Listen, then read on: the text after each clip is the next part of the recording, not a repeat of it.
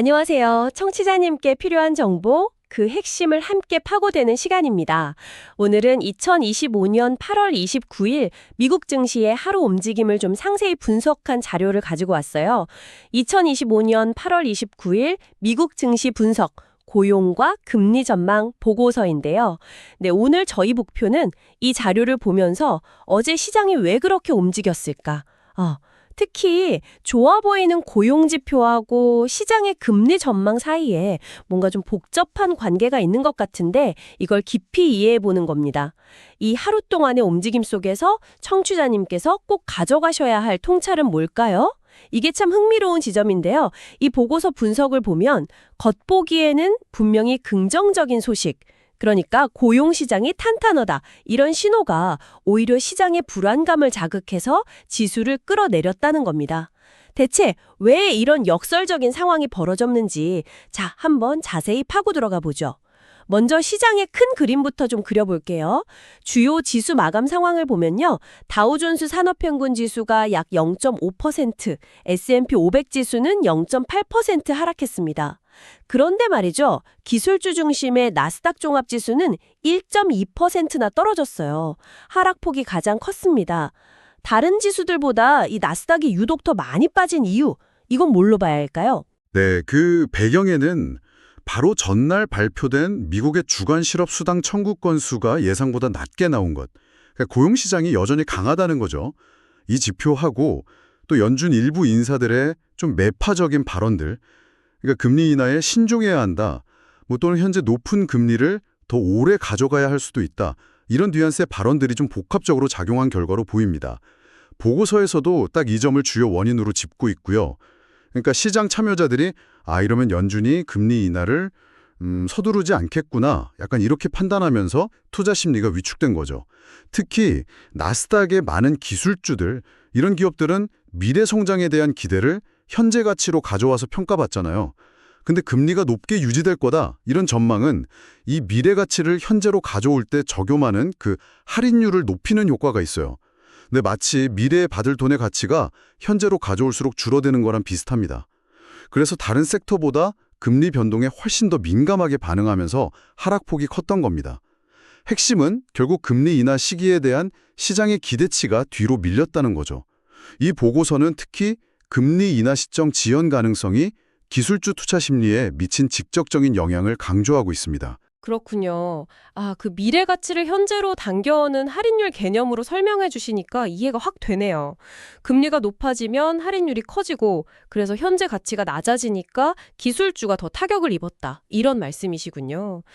그럼 시장을 이끄는 대표적인 기술주들, 빅테크 기업들은 어땠는지 좀 더 볼까요?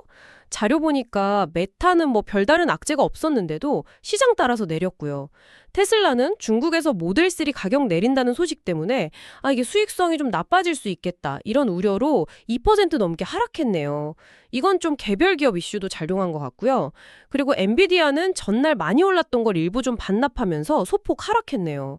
이건 그냥 차익 실현 매물 영향으로 봐야 할까요? 네, 대체로 그렇게 분석할 수 있습니다. 메타 같은 경우는 뚜렷한 개별 이슈보다는 전반적인 시장 심리 위축, 그러니까 매크로 환경 변화에 그냥 동조한 걸로 보이고요. 테슬라는 말씀하신 대로 중국 내 가격 인하라는 개별 뉴스가 직접적인 하방 압력이 됐죠. 아시다시피 최근 전기차 시장 경쟁도 심하고 수요 둔화 우려도 계속 있었는데 이런 상황에서 나온 소식이라 시장이 좀 더 민감하게 반응한 측면이 있습니다. 엔비디아는 전날 급등했었으니까 자연스러운 차익 실현 욕구가 시장 하락과 맞물리면서 소폭 조정을 받은 거다, 이렇게 해석하는 게 맞을 것 같습니다. 이 보고서에서도 지적하고 있는데요. 이런 빅테크 기업들의 주가 움직임, 이게 이날 하루 등락만 보고 기업의 장기적인 가치, 그러니까 펀더멘털에 근본적인 변화가 생겼다, 이렇게 보기는 좀 어렵습니다. 기본적인 사업 건전성이나 성장 잠재력 자체는 그대로의 가능성이 높죠. 다만 이런 움직임들은 앞서 말씀드린 것처럼 특히 대형 기술주들이 금리 전망 같은 거시경제 신호에 얼마나 민감하게 반응하는지, 이걸 정말 잘 보여주는 사례라고 할 수 있습니다. 시장 전체 방향성이 크게 좌우되는 모습을 다시 한번 보여준 셈이죠. 보고서는 이들 기업의 단기 주가 변동성 이면에 있는 그 장기 펀더멘털의 견조함도 같이 언급하고 있습니다. 알겠습니다. 거시경제 영향도 있고 또 개별 기업 뉴스도 복합적으로 작용했다는 거군요. 그런데 시장 전반이 이렇게 금리 인하 지연 우려로 좀 가라앉는 분위기였는데 여기서 눈에 띄게 다른 움직임을 보인 종목이 있었어요. 이게 정말 흥미로운데요. 바로 반도체 장비 기업인 어플라이드 머티리얼스 AMAT입니다. 이 기업 주가는 무려 3% 이상 올랐어요. 시장이랑 완전 반대로 갔죠. 이건 어떤 특별한 이유가 있었던 건가요? 네, 아주 흥미로운 부분이죠.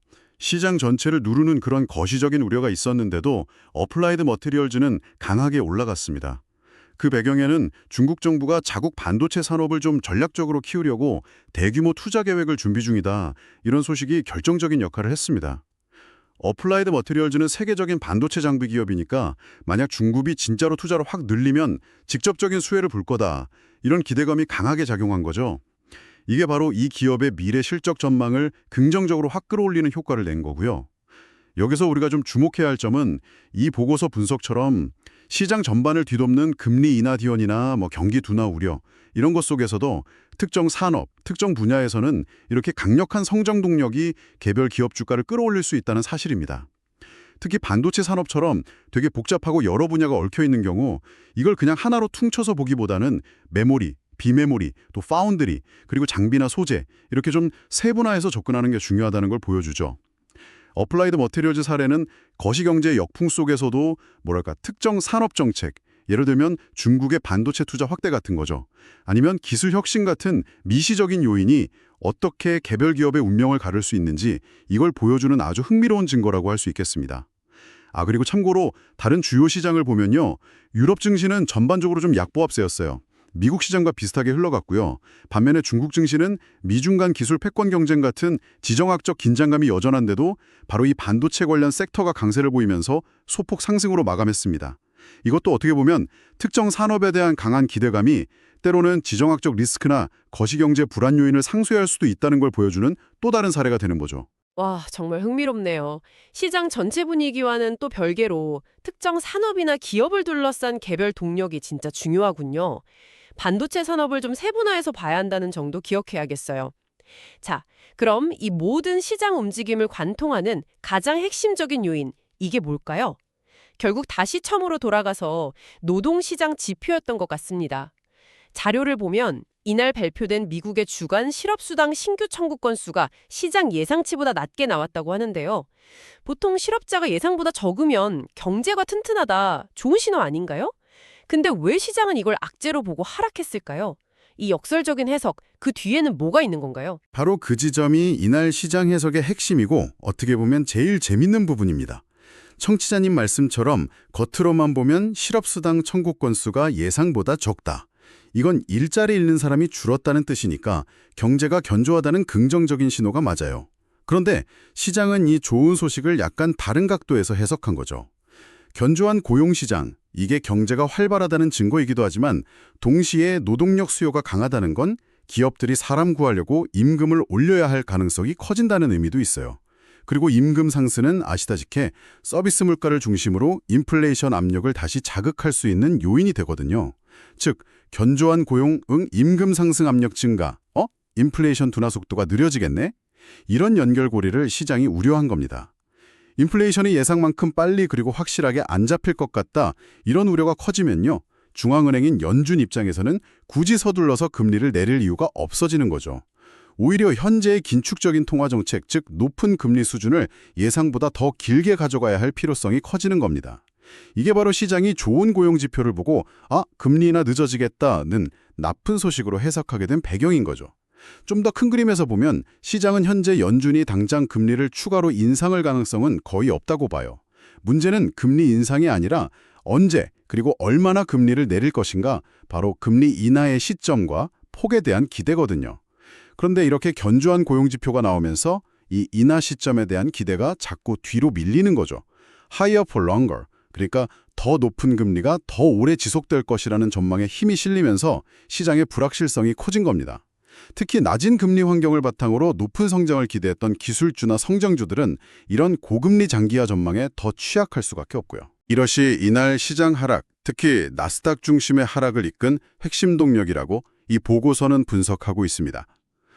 여기서 청취자님께서 한번 생각해 보셔야 할 중요한 질문이 생기는데요. 지금 시장이 보여주는 단기적인 반응, 즉 고금리 오래 갈까 봐 주가 내린다는 것과 또 이 견조한 고용 지표가 장기적으로는 미국 경제가 침체 없이 안정적으로 성장하는 소위 연착륙에 성공할 가능성을 높여준다는 긍정적인 신호일 수도 있다는 점. 이 사이에서 어떻게 균형을 잡아야 할까요? 오늘의 시장 반응은 명백히 단기적인 금리 부담과 불확실성에 더 무게를 둔 결과라고 볼 수 있습니다. 당분간 고금리 환경이 예상보다 길어질 수 있다는 전망을 주가에 미리 반영하는 과정이다. 이렇게 해석할 수 있겠죠.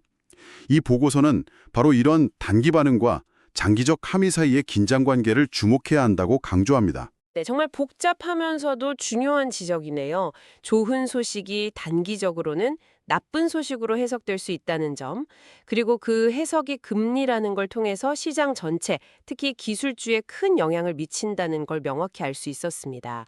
오늘 분석을 좀 정리해보면 2025년 8월 29일 미국 증시는 겉보기엔 긍정적인 경제 지표인 견조한 고용이 역설적으로 금리 인하 기대 후퇴라는 우려를 키우면서 전반적으로 하락세를 보인 하루였습니다. 특히 금리 변화에 민감한 기술주들이 상대적으로 더 큰 조정을 받았지만 또 중국의 반도체 투자 확대 기대감이라는 개별 호재가 있었던 어플라이드 머티리얼즈 같은 종목은 시장과 다르게 강한 모습을 보이기도 했고요. 네, 시장 전체 흐름 속에서도 이렇게 섹터별, 종목별 차별화가 나타난 점도 오늘 시장의 중요한 특징이었네요. 그렇습니다. 청취자님께서 오늘 논의에서 가져가셔야 할 가장 중요한 핵심은 바로 이거예요. 고용지표, 인플레이션 우려, 그리고 이에 따른 연준 정책 방향에 대한 시장의 기대감, 마지막으로 투자자들의 심리. 이게 얼마나 긴밀하게 서로 영향을 주고받으면서 역동적으로 움직이는가 하는 점입니다.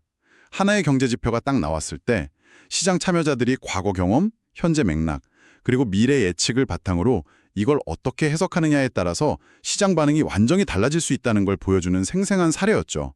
오늘은 특히 일반적으로 좋은 소식으로 생각하는 견조한 고용 데이터가 금리 인하가 더 늦어지겠네. 즉, 더 높은 금리가 더 오래 가겠네. 이런 해석으로 이어지면서 시장에 부정적인 영향을 미친 경우라고 딱 요약할 수 있겠습니다. 경제 지표를 실시간으로 해석하고 그 의미를 파악하는 게 얼마나 복잡하고 다면적인 과정인지 잘 보여준 거죠. 이 보고서는 바로 이 해석의 복잡성에 주목하고 있습니다. 정말 그렇네요. 좋은 게 꼭 좋은 것만은 아닌 상황이 금융시장에서는 생각보다 자주 있는 것 같습니다. 많은 생각을 하게 만드는 하루였어요. 자, 오늘 저희가 함께 살펴본 이 자료를 바탕으로 마지막으로 청취자님께 한번 생각해 볼 만한 질문 하나 던지면서 마무리할까 합니다.